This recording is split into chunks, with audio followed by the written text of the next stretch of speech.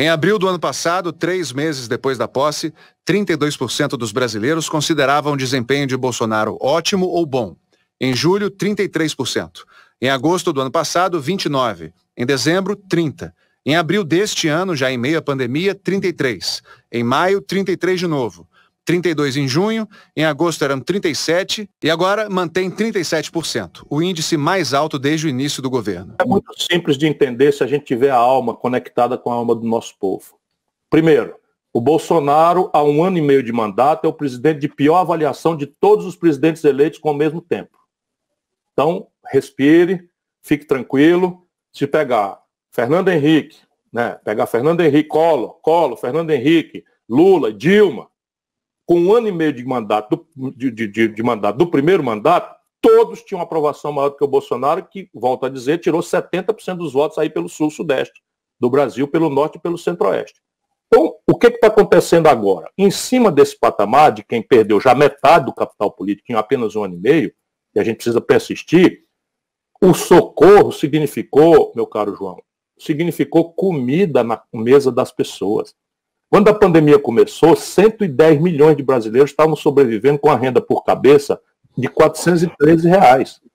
De repente, a 65 milhões de pessoas, você fez chegar a R$ 600. Em tese, as pessoas melhoraram 30% a sua renda básica para comer. E as pessoas são gratas, o nosso povo é generoso.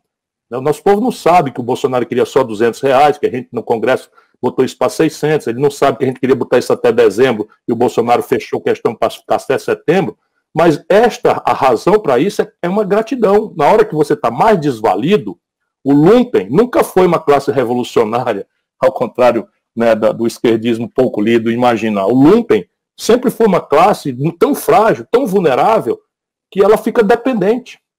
E aí você vê o trade-off entre lulopetismo e bolsonarismo assim, sem nenhum protocolo ou formalidade. É a mesma turma que votou no Lula, está votando no Bolsonaro pela mesma razão, utilitária, pragmática, tem um de comer para o meu filho. Né? E agora deixa eu também dar uma palavra de tranquilidade a quem está preocupado com o futuro do Brasil, que tomou um choque com essa pesquisa. Ela vale o que vale uma seda de R$3, a mesma coisa. Por quê? Porque pesquisa feita a tal distância do processo revela notoriedade, não revela adesão. E todo mundo, num sistema presidencialista de 2 turnos, todo mundo, antes de votar em quem quer que seja, passa a olhar sobre manter ou não manter o que está aí.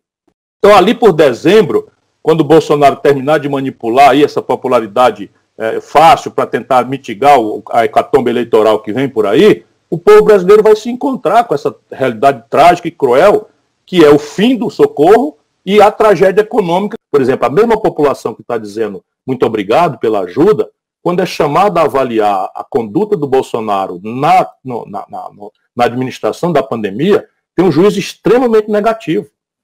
Quem fizer uma aposta hoje na projeção de 2022 é um chutador que não entende nada de política. Eu não acho que o Bolsonaro vai escapar da fúria popular na sequência. É o pior governo da história do Brasil, sem rival. Olha aí, gente. Saiu agora, hein? Agorinha. Não tem muito tempo. Aprovação de Bolsonaro despenca de 37% para 26%, né? Crise em Manaus, falta de perspectiva sobre o cronograma de vacinação são alguns dos fatores que respondem pela queda de popularidade do presidente, né? A queda resultada foi que a desaprovação ao governo saltasse para 45%. Nós vamos estar falando bastante dessa pesquisa. 3 coisas sobre o que vocês acabaram de assistir. Esse trecho final, que fala sobre a queda da aprovação do Bolsonaro, faz parte de um vídeo de hoje, 22 de janeiro, do canal Cafezinho, e lá tem uma análise completa. Recomendo. A segunda coisa é que a queda da aprovação do Bolsonaro ainda não é reflexo do fim do auxílio emergencial. O povo está indignado com a gestão dele na pandemia, em especial em Manaus, e em relação à vacina.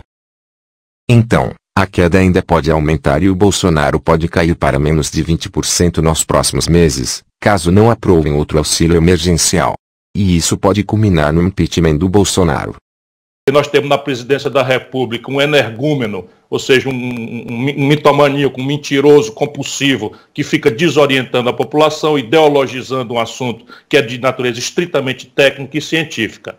Como é um vírus de alta letalidade, né, quando ele se instala em grupos de risco, com comorbidades, embora você tenha razão, o Brasil tem algo ao redor de 16 milhões de pessoas infectadas e 210 mil mortes, fazendo números redondos. Portanto, a taxa de morte não é tão grave. O problema é que é uma roleta russa.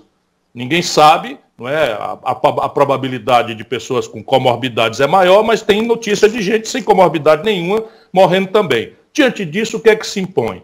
Isolamento social, o uso de máscara, o uso do álcool em gel, o isolamento para quem pode. A gente sabe que não é possível fazer um isolamento social compulsório, mas o uso de máscara, a ponderação de evitar aglomerações irrelevantes, não é? Se você pode evitar, tem que evitar. Mas as nossas autoridades estão desfazendo o tempo todo essa lição preciosa, igualzinho os americanos. Lá voltou com uma violência maior do que no primeiro momento. Em Manaus, como precursora provável do que vai acontecer no Rio de Janeiro, mais cedo ou mais tarde, o Rio de Janeiro está chegando, a próxima Manaus é o Rio de Janeiro. Portanto, se a gente não tomar providências para ajudar a população, e aí para a população mais pobre tentar o isolamento social, ela vai colapsar economicamente. Portanto, não podia jamais ter parado com o auxílio emergencial agora. E o auxílio emergencial de R$600, não é? Você tem fontes alternativas de receita para fazer, podia ser os 300, você cortando 20% da renúncia fiscal, da dispensa de cobrança de imposto dos grandes no Brasil, você acha o dinheiro para pagar isso até julho. O que é muita vida salva. Veja, o Brasil dispensa, Datena, esse ano trágico, do ano passado, trágico, 300 bilhões de reais de imposto devido. Não estou falando de sonegação, que é imensa. Imposto devido que o governo vai lá e dispensa de cobrar. Se você cobrar 20% disso, você acha 60 bilhões de reais, que é o dinheiro suficiente para você aguentar 3 meses desse auxílio, desse socorro. E vai tocando o bonde enquanto a vacina vai se resolvendo nessas loucuras todas desses homens. Cabendo a nós aqui embaixo, gritar, falar, pressionar, não deixar esse teatro macabro, não é, de politicagem, de propaganda estéril, de mistificação, não é? E explorar o medo, o sofrimento, a angústia e a humilhação do nosso povo. É a esse trabalho que eu estou dedicado. O impeachment da Atena é um processo jurídico e político. Não é? Sob o ponto de vista jurídico, o impeachment não é um remédio para governo ruim, para governo que a gente não gosta, para governo desastrado, porque isso aí o Bolsonaro mas a Dilma também foi, etc. Impeachment é uma punição para o cometimento doloso, ou seja, de caso pensado, de crime de responsabilidade. E crime de responsabilidade é definido na lei. No caso do Bolsonaro, esse aspecto jurídico está mais do que demonstrado e repetido.